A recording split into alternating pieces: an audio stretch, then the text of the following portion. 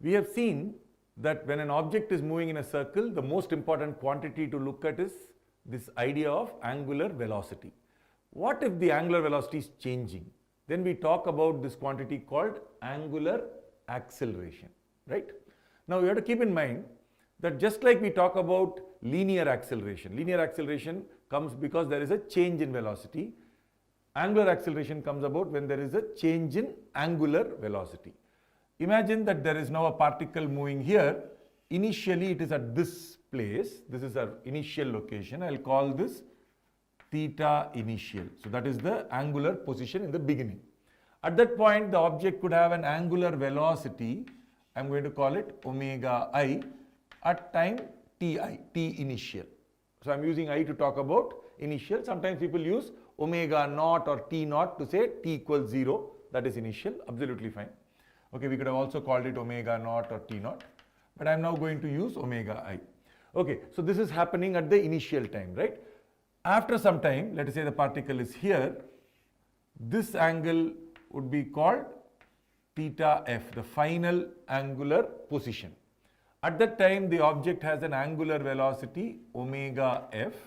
Now, omega f may not be equal to omega I, and this happens at time tf. So, this time interval delta t, which is tf minus ti, these two are time instants. So, the change in the time is the delta t. Sometimes we will just call it t. So, here we are writing t as delta t. Okay. Now, there is a delta omega. There is a change in omega. How much is that? Omega final minus omega initial. Right? Final omega minus initial omega is delta omega. Exactly like what we would do for v minus u for initial velocity. Final velocity minus initial velocity is the change in velocity. Final omega minus initial omega is the change in omega. When I divide this, I try to find the rate of change of angular velocity. Angular velocity change divided by time should be the rate of change of angular velocity, but I decided to call delta t as t, right, here. So I'm going to write it as omega final minus omega initial by t. This we call angular acceleration alpha. Like instead of a, we talk about alpha. Now there is a small problem that we need to keep in mind. I have made an assumption here, and the assumption is this is valid if the acceleration or angular acceleration is constant or uniform. Okay, if it is uniform, then this quantity is called the angular acceleration. This quantity is the rate of change of angular velocity. That is, if I went from here to there and I found that the alpha was the same, when I went from here to there, alpha was the same. When I went from here to here, the alpha was the same. Whatever I do, however I calculate alpha, it turns out always to be the same. Then we can use this as the definition for alpha. What happens if it was non-uniform? So in the non-uniform case, what happens? It's a very simple definition. It's just simply rate of change of angular velocity, right? But if it was non-uniform, I cannot use this. Then we write alpha as a very small change in the angular velocity for a very small amount of time. So let us assume that at this point the velocity was omega, and after a little bit of time the velocity had changed by a small quantity d omega. So that means what is the change in angular velocity? D omega. This happens during a time interval of dt, during this time. So then this d omega replaces delta omega, because you say that for such a small time you can call this as a very tiny change in angular velocity by a very tiny time interval during which this change happens. So we call this instantaneous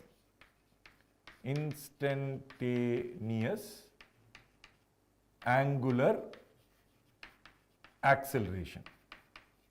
Now this is always valid. This is always valid. This is not always valid. This is only valid if the angular acceleration is uniform. That is, as I was moving around, the acceleration does not change. Okay. What if the acceleration was changing? Then what would be delta omega? What is this in general? Suppose I didn't want to calculate d omega by dt. I just took final minus initial divided by time. What is that quantity? it should be called average angular acceleration. We put a bar on top. So alpha with a bar on top. So this is called average angular acceleration. Okay. This is also always true. This is always true. This is always true. This is not always true. So sometimes I can, instead of calling it alpha with a bar, that is average angular acceleration, sometimes I just call it angular acceleration. When is that allowed? When the average is the same throughout. That is basically when alpha is constant. So if alpha is constant, what is the average alpha? Same as the alpha. So therefore, this statement I can write only for the uniform case.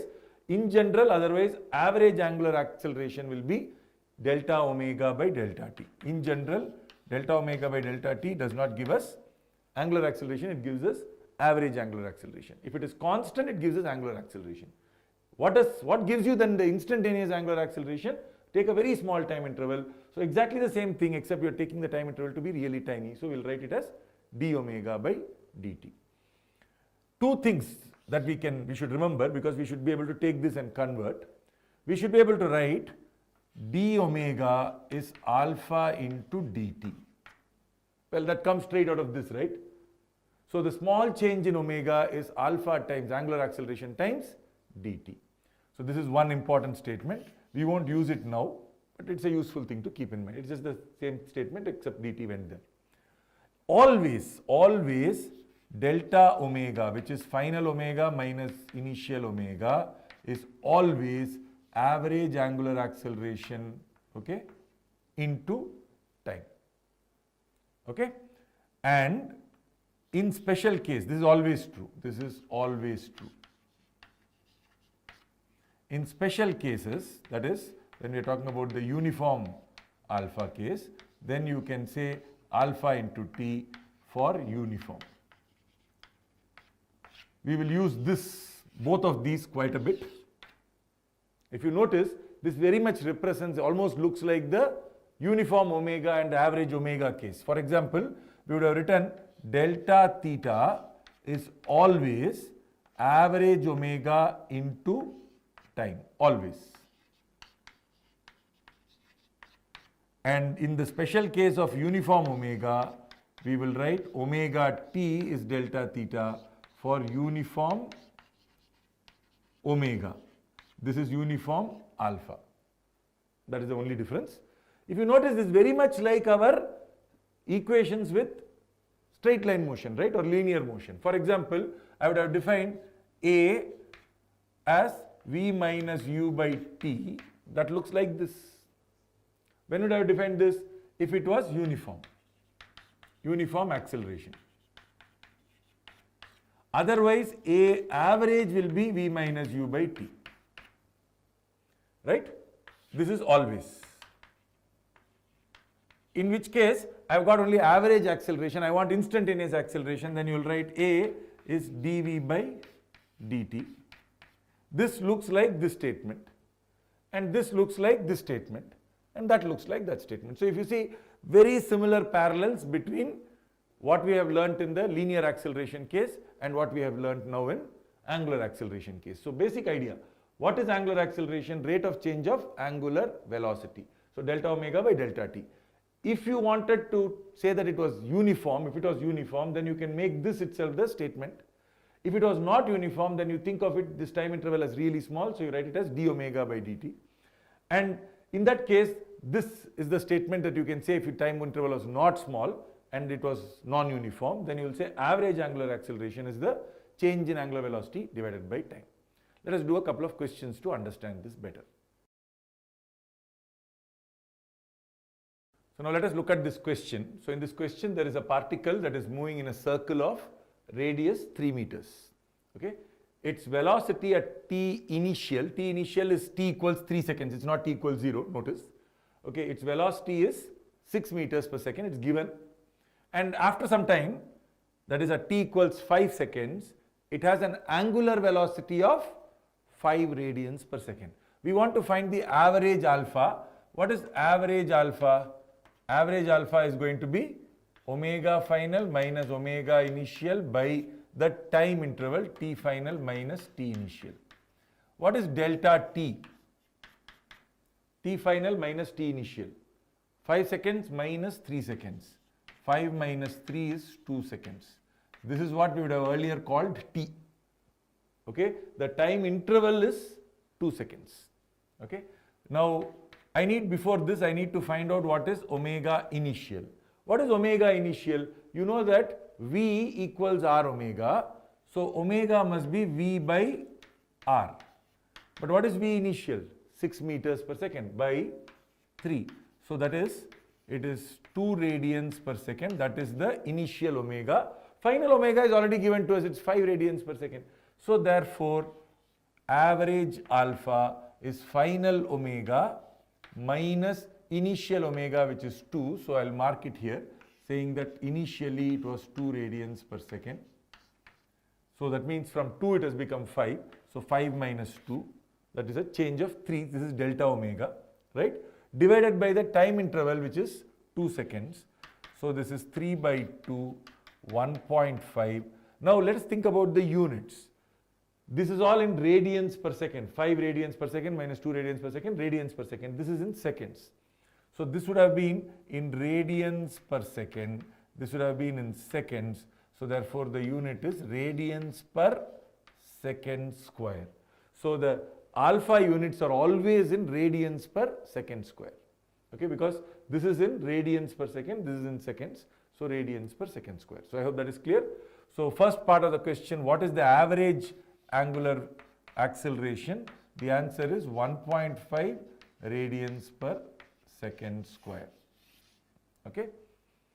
Did I use the fact that it was uniform? No, I have not used that. I have only used the initial angular velocity and the final angular velocity. I did not use the fact that it is uniform.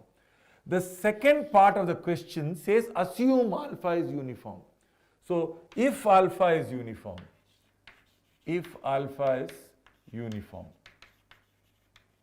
then, well, the alpha has to be equal to 1.5 radians per second square. We already calculated. Then not alpha bar, just alpha itself has to be 1.5 radians per second square. How do I know? Well, if it is uniform, whatever we calculated as average angular acceleration must be the actual angular acceleration every instant. The question is asking us find omega at t equals 4 seconds. Now 4 seconds is in between these two, so let us say somewhere there. This was 4 seconds, t equals 4 seconds. This is t, let me call it mid, is 4 seconds. So what is the delta t? It is 1 second. I don't know what the angular velocity there is. Let's call it omega. But you know that alpha must be the same. So alpha must be omega minus omega at the 4th second minus omega at the 3rd second. What is omega at the 3rd second? 2 divided by the time interval 1. Correct? Omega final minus omega initial by the time interval. But the time interval is 1 second because t equals 4 seconds. This is t equals 3 seconds. What is the time interval? 1 second. Don't assume that this is 4 seconds of time interval. This is the 4th second. That is t equals 3. This is t equals 4. Okay? So that means the time interval is only 1 second. And so what is the omega there? Omega there minus omega here. Omega here is 2 radians per second. This is omega initial. So omega final minus omega initial by time must be alpha. So this must be alpha, but I already know alpha is 1.5. So that means omega must be 1.5 plus 2, which is 3.5 radians per second. Why radians per second? This is radians per second square into 1 second. We'll make it radians per second.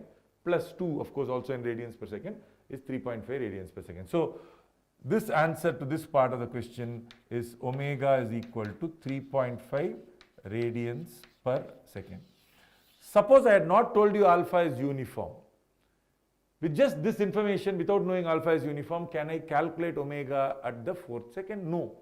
Because maybe it started out at 2, maybe it remained 2 for a while, and at this point it was only like 2 or 2.1, and then suddenly it started accelerating more. But if it is uniform, then you can actually find out what the omega there should be. Okay, with Average angular acceleration, you only get some broad information. You don't get to know with that what you can calculate at various points. But if I knew that alpha was uniform, then of course I know a lot more information. Let us now look at this question. So this is a question where the alpha is not going to be uniform. Okay, so here we have been given theta as a function of time. So we know theta is 4t cube plus 7t in radians. So that is the angular position of the object. Okay, what is theta at time 0? Because we are interested in 0 to 2 seconds and at 2 seconds. What is theta at 0? 0. You just substitute theta as t equals 0, you will get theta 0 is 0 radians. And what is theta at 2 seconds? Well, if I substitute, I will get a very large number, which basically means that the angle is going to be somewhere there, because you will get 4 into 2 cube plus 7 into 2, so that is 8 into 4 and so on. So it is definitely a large number. But what I will do is I will say that this point was theta equal to 0. So this is where the object was at t equals 0. But I will pretend like the object was somewhere here, because I don't want to draw multiple turns. So I will pretend that it was here at t equals 2 seconds. Okay. So usually we draw it like this and we call this a schematic diagram. Just like if you have somebody walking for 2 kilometers, you don't draw a 2 kilometer line, you just draw a small line. The same way, we are saying that, well, you moved from here to there, because in spite of the fact that you turned around a lot, we will use a much smaller sized diagram. Okay. Now, if I want to find alpha, which is what is the question, you know alpha is d omega by dt. But for this, I need to first find omega. And what is omega? Omega is d theta by dt. Right? So that means I need to differentiate theta. And you know the basic differentiation formula, dt power n by dt is n t power n minus 1. So we are going to use this for all of these calculations. So 4 times, if you differentiate theta, it is 4 times differentiation of t cube. Differentiation of t cube is 3t square plus 7 times differentiation of t. Differentiation of t is 1.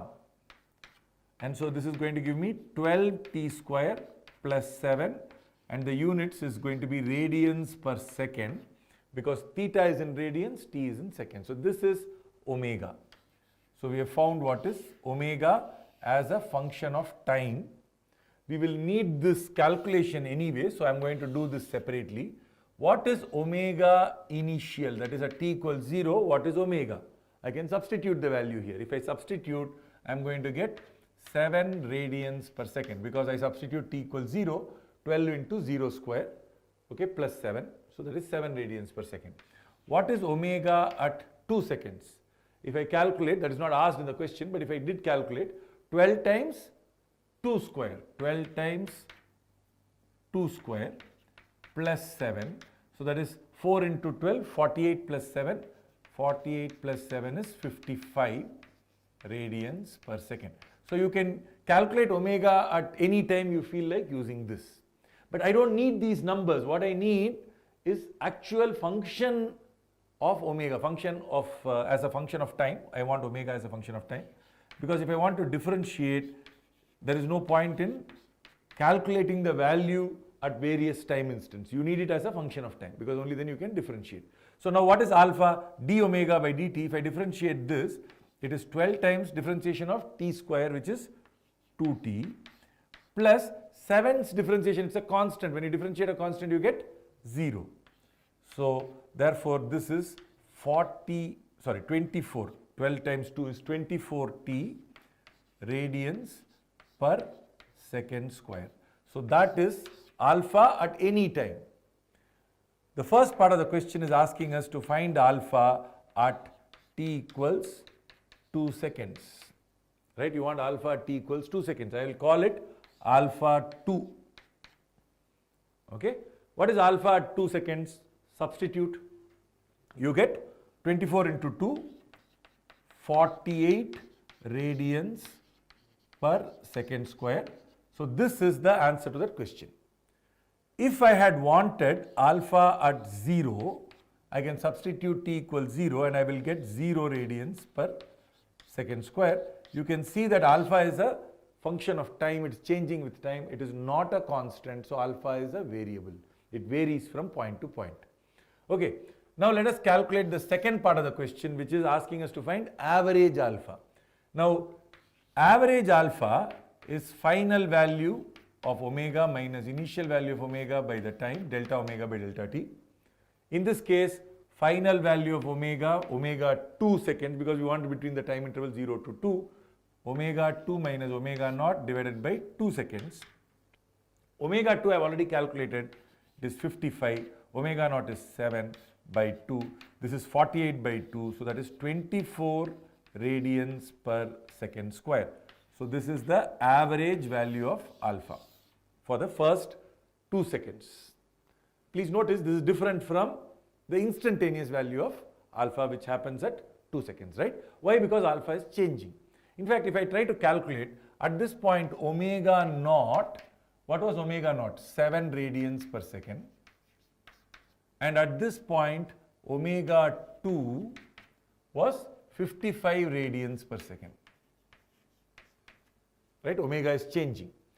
And at this point, if you wanted to calculate alpha, what was alpha naught? 0. Alpha naught was 0 radians per second square. At this point, alpha 2, instantaneous alpha, was 48 radians per second square. 48 radians per second square. And if you're looking at some average alpha, that's what we have calculated, average alpha. To calculate average alpha, you need omega final and omega initial. We use those two values. When we calculate average alpha, it turns out to be 24 radians per second square. It does make sense, you know. Final value is 48, initial value is 0. Somewhere in between, we are talking about an average value which is 24. Remember, average may not always be 48 plus 0 by 2. It happens to be in this case because this is a linear function of time. But in general, suppose it was t power 4, you will find that average sum of the two endpoints you can't add up and divide by 2. But in general, how will I find instantaneous angular acceleration? By differentiating. How will I find average angular acceleration? By finding omega. So I hope that difference is clear. So very, very simple. We now have known, we can basically calculate how to calculate angular acceleration if it is uniform. We know how to calculate angular acceleration if it is non-uniform. And we also know how to calculate average angular acceleration. So if we do a few questions, we'll get a good hang of this.